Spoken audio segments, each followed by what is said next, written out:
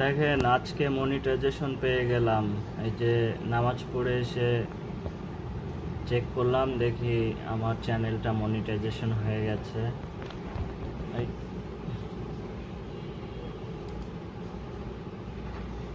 এই যে earn on YouTube, অবশ্য আমি ফোন দিয়েই করে ফেলেছি। এখন কন্টেন্টে গেলে এই যে আর্ন অন দেখাচ্ছে, শর্টগুলোতে আসছে কিনা।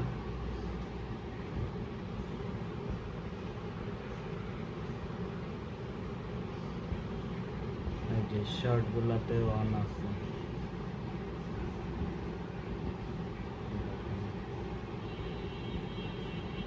অন আছে।